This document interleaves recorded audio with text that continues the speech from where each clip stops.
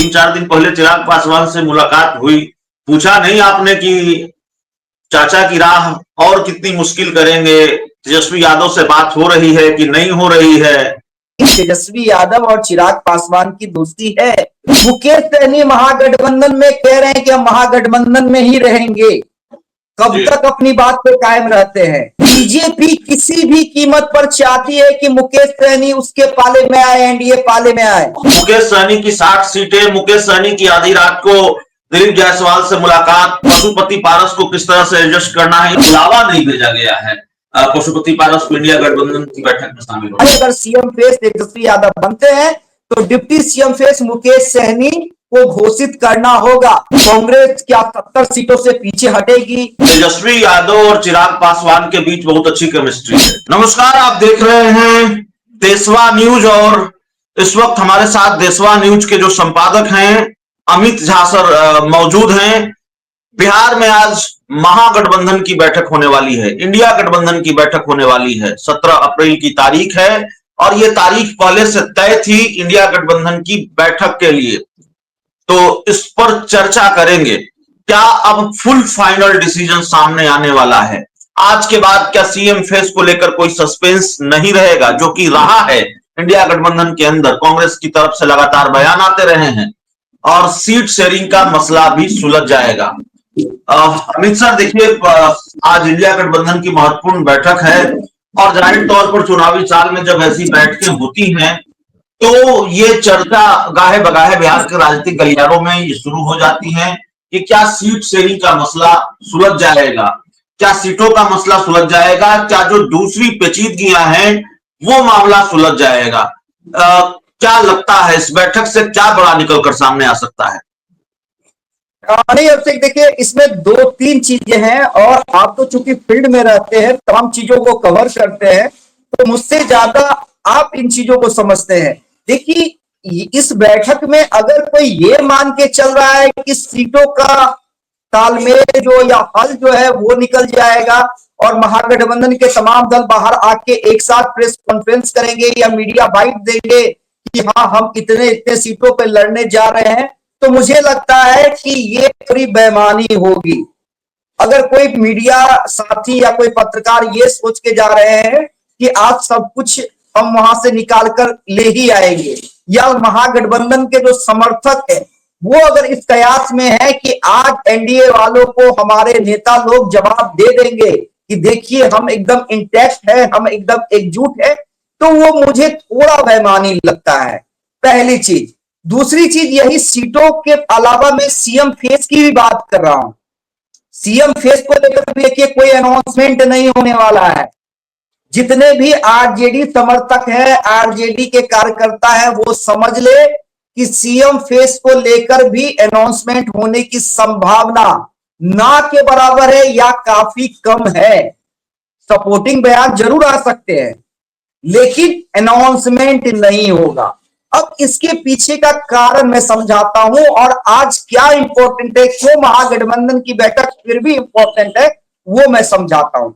देखिए, आज महागठबंधन के तमाम दल पहली बार एक साथ ऑफिशियल बैठने जा रहे हैं। दिल्ली में बैठक हुई थी लेकिन वो आरजेडी कांग्रेस के बीच में हुई थी, ना उसमें लेफ्ट पार्टियां शामिल थी, ना उसमें मुकेश सहनी शामिल थे।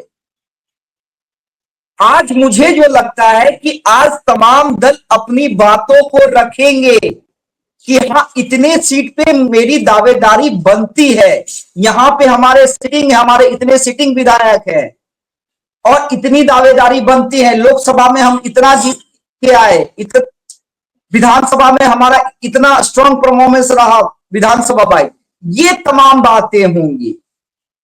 उसके बाद जो बड़े दल है वो इसका हल निकालने के लिए, देखिए आज मेरे ख्याल से कि ये डिमांड रखने के लिए बैठक कि हाँ मेरा अपनी बात रखने के लिए बैठक है, क्योंकि आरजेडी सबसे बड़ी पार्टी है, तो सारे दल उसी के सामने अपनी बात रखेंगे। और बीच में जो कुछ पेचीदगियां सामने आई हैं, मुकेश सहनी की 60 सीटें, मुकेश सहनी की आधी रात को दिलीप जायसवाल से मुलाकात, पशुपति पारस को किस तरह से एडजस्ट करना है, इन पेचीदगियों पर भी शायद बात हो।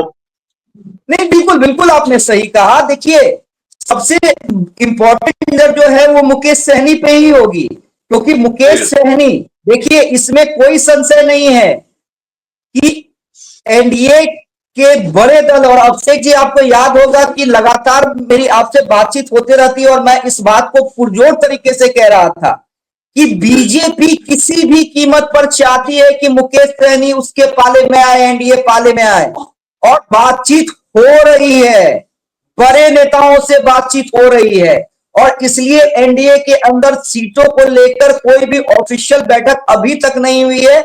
उसका एकमात्र कारण है सहनी का इंतजार। मुकेश सहनी महागठबंधन में कह रहे हैं कि हम महागठबंधन में ही रहेंगे, कब तक अपनी बात पे कायम रहते हैं, और क्या अगर कायम रहते हैं तो जो मुकेश सहनी का हाई डिमांड है, हाई डिमांड, और डिमांड भी नहीं है, ऐलान है अभिषेक जी कि 60 सीट पर हम लड़ेंगे। उन्होंने डिमांड नहीं की है, फैसला सुनाया है कि भाई हम 60 सीटों पर लड़ेंगे और बाकी सहयोगी दलों के लिए छोड़ेंगे। तो अपना फैसला उन्होंने सुनाया है, कोई डिमांड नहीं की है, उन्होंने ऐलान किया है। साथ ही डिप्टी सीएम वाला भी ऐलान कर दिया गया है वीआईपी के द्वारा कि भाई अगर सीएम फेस तेजस्वी यादव बनते हैं तो deputy CM face Mukesh Sahani को घोषित करना होगा। आपको याद है पिछली बार भी जब प्रेस कॉन्फ्रेंस छोड़कर वो उठे थे, नाराज होकर उठे थे और उन्होंने गठबंधन तोड़ा था, तो यही चीजें थी। सीट को लेकर अनाउंसमेंट नहीं किया था तेजस्वी यादव, बस कहा था कि हम अपने खाते में से वीआईपी को एडजस्ट करेंगे, और उसके बाद डिप्टी सीएम की भी घोषणा नहीं की थी, और यही आरोप लगाकर मुकेश सहनी ने कहा था कि भाई मुझे खंजर भोंका गया है, और वो नाराज होकर इसी से निकल गए थे। आपको याद होगा अभिषेक जी। तो हाई डिमांड है, तो कैसे एडजस्टमेंट होगा? कांग्रेस क्या 70 सीटों से पीछे हटेगी? दूसरी बात है कन्हैया कुमार को लेकर भी बात हो सकती है। उसके बाद एक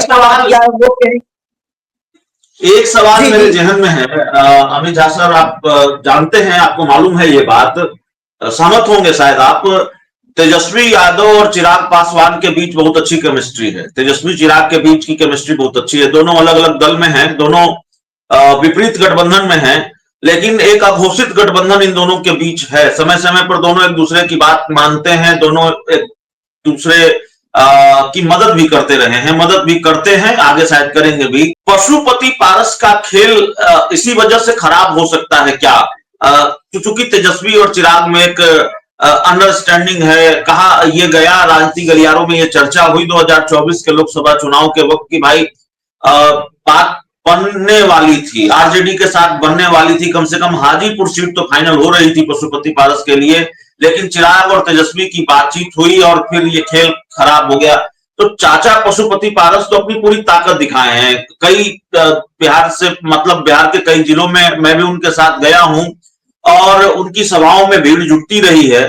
जिस पशुपति पारस के लिए ये कह दिया गया कि इनका सब कुछ खत्म हो गया, लेकिन शक्ति प्रदर्शन में वो कामयाब रहे हैं। बिहार के कई जिलों का दौरा किया है और जन समर्थन तो उनको मिलता हुआ दिख रहा है, उतना जन समर्थन जिनसे उनका हौसला बढ़े। तो क्या आरजेडी के साथ उनकी बात बनेगी नहीं बनेगी? अभी मैं एक अखबार की रिपोर्ट देख रहा था, बुलावा नहीं भेजा गया है पशुपति पारस को इंडिया गठबंधन की बैठक में शामिल होने का। नहीं, देखिए बुलावा के, देखिए दो चीजें इसमें अभिषेक जी, आपने जो सवाल किया उसमें दो चीजें हैं। एक तो आपने कहा कि अंदर खाने तेजस्वी और चिराग की दोस्ती, और देखिए इसमें कहने में कोई गिरेज नहीं है। कई पॉलिटिकल जानकार ये कहते हैं और ये मानते हैं कि तेजस्वी यादव और चिराग पासवान की दोस्ती है। अब इसमें लालू यादव क्या चाहते हैं? देखिए लालू यादव ने घोषणा कर दिया है और ये बात बिल्कुल सही है, तेजस्वी यादव ने अभी तक इसको लेकर कोई भी पॉजिटिव संकेत नहीं दिए हैं। लेकिन आपको याद होगा मकर संक्रांति वाले दिन लालू इसकी घोषणा कर चुके हैं कि हाँ पारस हमारे साथ हैं। तो अब लालू के उस बयान का मान रखा जाता है, लेकिन इसी सिक्के का दूसरा पहलू यह भी तो है, लालू जो आरजेडी की जो राष्ट्रीय कार्यकारिणी की बैठक पटना के बोरिया होटल में हुई, उसमें यह अधिकृत कर दिया कि बड़े फैसले तेजस्वी यादव ही लेंगे। तो फैसला अगर तेजस्वी यादव को ही लेना है तो उसमें पशुपति पारस के लिए थोड़ी अड़चन तो मुझे दिख रही है। अब आप इसको क्लियर बताएंगे, अड़चन है कि नहीं है? नहीं, वही मैं कह रहा हूं कि बयान का मान रखा जाता है या दोस्ती देखी जाती है, जो जिसकी चर्चा होती रहती है गाय गाय। बैठक में तो वैसे भी नहीं बुलाया जाएगा, क्योंकि महागठबंधन का हिस्सा तो बने नहीं है पारस। अभी तो बातचीत होनी है, अभी तो उन्होंने सिर्फ एनडीए छोड़ने का ऐलान किया है। तो जब महागठबंधन का हिस्सा बन जाएंगे, जब आरजेडी या कांग्रेस जैसे दलों से सीटों को लेकर सहमति बन जाएगी, या ये हो जाएगा कि हाँ भाई इनको लाना है, सीटों को लेकर आगे ऊपर नीचे एक आध सीट ऊपर निकल लिया जाएगा, तब महागठबंधन की बैठक में दिखेंगे। तो आज नहीं दिखने में कोई बहुत बड़ा सवाल नहीं है। ठीक ठीक है, बंद कमरे की बातचीत आप न बताए। 3-4 दिन पहले चिराग पासवान से मुलाकात हुई, पूछा नहीं आपने कि चाचा की राह और कितनी मुश्किल करेंगे, तेजस्वी यादव से बात हो रही है कि नहीं हो रही है? देखिए अभिषेक जी, जो मेरी मुलाकात हुई बिल्कुल फॉर्मल मुलाकात थी, कोई पॉलिटिकल बातचीत नहीं हुई है उस दौरान। और थोड़ी देर की मुलाकात थी, 2 से 3 मिनट की मुलाकात थी, क्योंकि चिराग व्यस्त रहते हैं, मैं भी इधर व्यस्त था। उन्हें उस दिन मोकामा जाना था और इत्तेफाकन उन्होंने संदेशा भिजवा दिया कि आप नीचे क्यों खड़े हैं, ऊपर आ जाइए। हाल समाचार लिया गया, तो यही था, कोई पॉलिटिकल बातें नहीं हुई। लेकिन देखिए, चिराग पासवान को जितना मैं जानता हूं या मैं उनकी राजनीति को जितना समझ पाया हूं, निशाने पे तो हैं, पारस निशाने पे हैं, और इतनी आसानी से दोस्ती नहीं होने देंगे, ये भी आप तय मान लीजिए। अड़चन डालेंगे। और देखिए, कोई भी राजनीतिक दल अपने फायदे के लिए राजनीति करती है, चाहे वो पशुपति पारस हो, चिराग पासवान हो, तेजस्वी यादव हो। लेकिन वही मैं बार बार कह रहा हूं कि क्या लालू यादव की बात को सिरे से खारिज कर दिया जाएगा, पहला चीज। या दूसरा चीज, पारस कुछ ऐसा डिमांड कर देंगे कि चाहकर भी लालू यादव पूरा नहीं कर पाते, तो जाहिर बात है वैसे ही गठबंधन नहीं होगा। तो ये 2-3 चीज जो है वो देखने वाली बात होगी। और कल भी देखिए कि किस तरह से चिराग पासवान ने वन लाइनर बयान दिया है, वन लाइनर बयान। ठीक है, कोशिश होगी एक बार फिर चर्चा हो जाए, वहां की स्थिति परिस्थिति को देखकर